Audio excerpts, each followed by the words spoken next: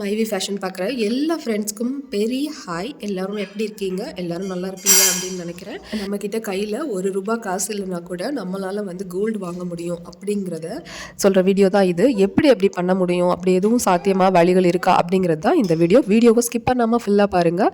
So சேனலை subscribe பண்ணி வச்சுக்கோங்க. கோல்டு ரிலேட்டடான வீடியோஸ், அதுக்கப்புறமா இன்ஃபர்மேஷன் வீடியோஸ் எல்லாமே உங்களுக்கு உடனுக்குடன் ஷேர் ஆகிட்டே இருக்கும். ஸோ கையில் காசே இல்லாமல் எப்படி கோல்டு எடுக்க முடியும் அப்படின்னு நினைக்கிறவங்களுக்கு கண்டிப்பாக அந்த வீடியோ வந்து நிறைய யூஸ்ஃபுல் திங்ஸை வந்து சொல்லும். ஸோ வீடியோவை ஃபுல்லாக பாருங்கள்.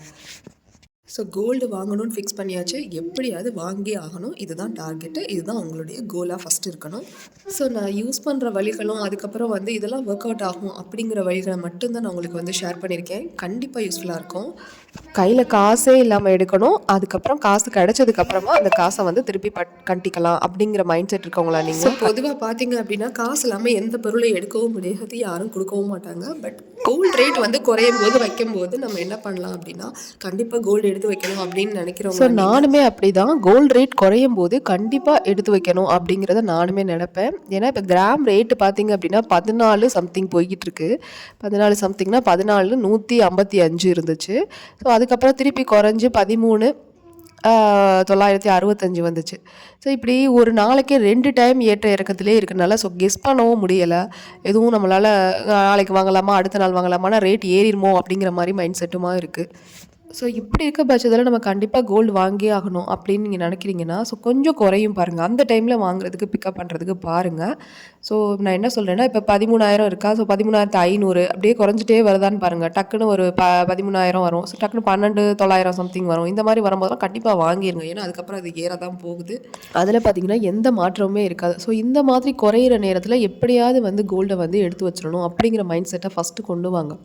ஏன்னா எப்படியும் அது ஏறும்போது அந்த நேரம் நமக்கு கையில் காசு இருக்கும் பண்ணும் அப்படிங்கிற மாதிரிலாம் நம்மளால் நினச்சி கூட பார்க்க முடியாது. ஸோ நான் என்ன சொல்கிறேன், கோல்டு வாங்கணும், இது வந்து தங்கம் வாங்கணும், தங்கம் வாங்கியே ஆகணும் அப்படிங்கிற டார்கெட் இருக்கவங்க இப்படி தான் செஞ்சால் மட்டும்தான் அதை பண்ண முடியும். ஸோ கோல்டோட ரேட் கம்மியாகும் போது நமக்கு வந்து வாங்குகிற அமௌண்ட் நம்ம கொடுத்து வாங்கும் போது நமக்கு வந்து கிராம்ஸ் கொஞ்சம் அதிகமாக கிடைக்கிறதுக்கு வாய்ப்பு இருக்குது. ஸோ அதனால தான் நான் அதை சொல்கிறேன்.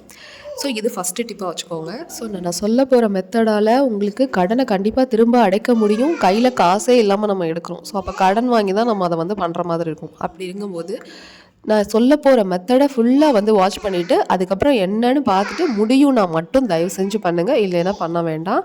ஸோ என்னால் வந்துட்டு ஃபாலோ பண்ணால் அது மாதிரி நான் வந்து கரெக்டாக ஒரு கோல் செட் பண்ணி கரெக்டாக அதை திருப்பி அந்த கடனையும் வந்து அடைச்சிடுவேன். ஸோ அப்படி இருக்க பட்சத்தில் மட்டும்தான் ஃபாலோ பண்ணுங்கள், இல்லைன்னா ஃபாலோ பண்ண வேண்டாம். ஸோ என்னுடைய முதல் மெத்தட் நீங்கள் பார்த்தீங்க அப்படின்னா நகையை அடகு வச்சு நகை எடுக்குது. ஸோ இது வந்து நான் ரெகுலராக பண்ணுவேன்.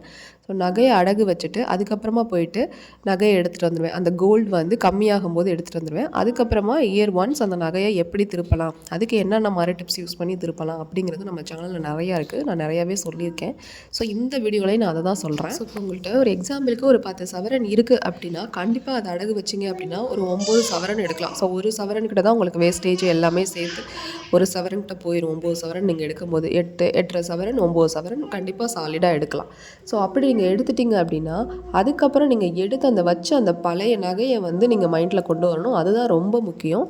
புதிய நகையை பார்த்தோன்னா ஸோ ஓகே அப்படின்ற அந்த ஃபீல்லே பழைய நகையை விட்டுட்டிங்கன்னா மிகப்பெரிய லாஸ் அது. ஸோ நகையை அடகு வச்சு நீங்கள் வந்து புதுசாக நகை வாங்குறது லாபம், ஆனால் அதை வந்து திருப்பலை பழைய நகைனா மிகப்பெரிய நஷ்டம். அதையும் நம்ம மைண்டில் வச்சுக்கணும். அடுத்ததாக பார்த்தீங்கன்னா இப்போ நம்ம வச்சுருக்க நகைக்கு அசல் ப்ளஸ் வட்டி கட்டணும். ஸோ இயர் ஒன்ஸ் நான் வட்டி மட்டும் கட்டி ரெனவல் பண்ணுவேன் அப்படின்னாலுமே அது உங்களுக்கு நஷ்டம்தான். ஸோ அசல் ப்ளஸ் வட்டி கட்டும்போது மட்டுமே உங்களுக்கு வந்து நகையோட அந்த வட்டியும் குறையும், அசலும் குறையும். ஸோ உங்களுக்கு அந்த வேஸ்டேஜுக்கு இப்போ நீங்கள் வேஸ்டேஜ் கொடுத்து வாங்குறீங்கன்னு வச்சுக்கோங்களேன். ஸோ நீங்கள் இப்போ நகை ரேட் ஏற தான் நீங்கள் வந்து வேஸ்டேஜ் கொடுத்து வாங்கும்போது உங்களுக்கு அதிகமான வேஸ்டேஜ் கொடுத்து வாங்குற மாதிரி இருக்கும். ஸோ நான் உங்களுக்கு என்ன சொல்கிறேன் அப்படின்னா, நீங்கள் வந்து இப்போ நகையை வந்து அடகு வைக்கலை, ஸோ வீட்லேயே உங்கள்கிட்ட எப்பவும் போல் இருக்குது. நீங்கள் ஒரு 2 வருஷம் ஒரு ஃபண்டை அமௌண்ட்டை சேர்த்து நீங்கள் நகை வாங்க போகிறீங்கன்னு வச்சுக்கோங்க. கோல்டு ரேட் அப்போ பயங்கரமாக ஹையில் இருக்கும். ஸோ ப்ளஸ் வேஸ்டேஜும் உங்களுக்கு வந்து பார்த்திங்க அப்படின்னா அதிகமாக இருக்கும். ஸோ இப்போ நீங்கள் 1,00,000 ரூபாய்க்கு வைக்கிறீங்க அப்படின்னா உங்களுக்கு மினிமலாக உங்களுக்கு வந்து ஒரு 8,000லேருந்து பேங்க் வட்டி இருக்கும். இப்போ ஒரு எக்ஸாம்பிளுக்கு ஒரு 3,00,000 ரூபா நீங்கள் பேங்க்கில் நகை அடகு வச்சு வாங்குறீங்கன்னு வச்சுக்கோங்களேன். அதுக்கு ஒரு 8% வந்து உங்களுக்கு வட்டி கொடுத்துருக்காங்க அப்படின்னா வருஷத்துக்கு நீங்கள் 24,000 கட்டணும். ஸோ 3,00,000 ரூபா நகைக்கு வாங்குகிற வேஸ்டேஜை கால்குலேட் பண்ணி பாருங்கள் எவ்வளோ வருதுன்னு. ஸோ வேஸ்டேஜை கால்குலேட் பண்ணிவிட்டு நீங்கள் என்ன பண்ணுறீங்கன்னா, இந்த 24,000 நீங்கள் அசலும் வட்டியுமா கட்டினீங்கன்னா உங்களுக்கு ஆட்டோமேட்டிக்காக நீங்கள் அந்த வேஸ்டேஜை கம்பேர் பண்ணி பார்த்தீங்கன்னா நீங்கள் கட்டுற வட்டி ரொம்ப ரொம்ப கம்மியாக இருக்கும்னு சொல்கிறேன். ஸோ இந்த மெத்தடை யூஸ் பண்ணி தான் நான் வந்து எப்போவுமே நகை எடுப்பேன். ஸோ அடுத்த டிப்புன்னு பார்த்தீங்கன்னா, முடிஞ்ச அளவுக்கு ஆன்லைன் பேமெண்ட் பேங்க்கில் போய் விசாரிங்க. அது விசாரிச்சிங்கனாலே வந்து நீங்கள் ஈஸியாக டிஜிகோல்டில் நம்ம சேவ் பண்ணுற மாதிரி நம்ம கையில் இருக்க காசை வந்து அசலும் வட்டியுமா நம்ம ஈஸியாக வச்சுக்கிட்டே இருக்கலாம். ஏன்னா நம்ம ஒவ்வொரு டைமும் பேங்க்கு போகணும். நான் ஒரு சில டைம்லாம் பார்த்தீங்கன்னா என்கிட்ட வந்து 500 தான் இருந்தது. ஆனால் வந்து எனக்கு கட்ட வேண்டிய அமௌண்ட் வந்து 1000க்கு மேலே 1700 வேணும். ஸோ நான் என்ன பண்ணிட்டேன்னா போய் கட்டிப்போம் அப்படிங்கிற மாதிரி அந்த 500 கொண்டு போய் கட்டணுமா அப்படிங்கிற மாதிரியே நான் இருந்துட்டேன். ஸோ அதிலே எனக்கு நிறைய வட்டி இப்படி ஏறிக்கிட்டே வந்துருச்சு. ஸோ அந்த மாதிரிலாம் பண்ணாமல் முடிஞ்ச அளவுக்கு என்ன பண்ணுறீங்கன்னா, ஆன்லைன் பேமெண்ட் வந்து பேங்க்கில் விசாரிங்க. ஸோ சொல்லுவாங்க உங்களுக்கு எவ்வளோ பர்சன்டேஜ்லேருந்து கட்டணும் அப்படிங்கிறத சொல்லிடுவாங்க. ஸோ நான் அந்த மாதிரி கட்டி நீங்கள் வந்து அசலும் வட்டியுமா வச்சு நீங்கள் குறைக்க பாருங்கள். ஸோ இப்போ நம்மளோட ஃபோன்பேலலாம் பார்த்தீங்க அப்படின்னா ₹10 கோல்டு வாங்கலாம் அப்படிங்கிற மாதிரி ஸ்டோர் பண்ணியிருக்காங்க. ஸோ அந்த மாதிரி ஒரு ஆப் சூஸ் பண்ணி அதிலெல்லாம் நீங்கள் என்ன பண்ணலாம்னா இன்வெஸ்ட் பண்ணி டெய்லி பார்த்தீங்க அப்படின்னா ₹10 மட்டுமே உங்களுக்கு வந்து ஆட்டோ பே பண்ணுற மாதிரி இருக்கும். ஸோ உங்களுக்கு எவ்வளோ வேணுமோ அவ்வளோ ஆட்டோ பே கொடுத்துக்கலாம். ஸோ இந்த மாதிரி முறைகள்லையும் நீங்கள் பண்ணிக்கலாம். உங்களுக்கு வேணாம் அப்படின்னாலும் நீங்கள் கேன்சலும் பண்ணிக்கலாம். ஸோ இதை பொறுத்த வரைக்கும் நீங்கள் பார்த்தீங்கன்னா காசு கண்டிப்பாக அக்கௌண்ட்டில் இருந்தால் தான் இது வந்து சாத்தியமாகும். ஸோ காசே இல்லாமல் நம்ம பண்ணணும் அப்படிங்கிற ஒரு மெத்தட் மிக முக்கியமான மெத்தட்னு பார்த்தீங்க அப்படின்னா, கிரெடிட் கார்டு மூலமாக நீங்கள் வந்துட்டு கோல்டை சேவ் பண்ணுறது. நீங்கள் முடிஞ்ச அளவுக்கு கிரெடிட் கார்டை வாங்கி நான் ஆடம்பரமாக பொருள் வாங்குகிறேன், அது வாங்குகிறேன், இது வாங்குகிறேன்னு சொல்லி வாங்காமல் முடிஞ்ச அளவுக்கு நீங்கள் வந்து கோல்டை சேவ் பண்ணிங்கன்னா, நாளைக்கு நீங்கள் ₹30,000 இப்போ ஒரு கடன் அட்டை வாங்கியிருக்கீங்க அப்படின்னா, ஸோ இவ்வளோ மாதத்துக்குள்ளே நீங்கள் வந்துட்டு கடனை கட்டணும் அப்படிங்கிற ஒரு கடன் அட்டையை வந்து ஒரு ப்ரொசீஜரோட தான் கொடுப்பாங்க. ஸோ இப்போ அதில் கிரெடிட் கார்டை பொறுத்த வரைக்கும் ப்ளஸ்ஸும் இருக்குது, மைனஸும் இருக்குது. அதை எப்படி ப்ளஸ்ஸாக நம்ம யூஸ் பண்ணிக்கிறது அப்படிங்கிறத நான் சொல்கிறேன்.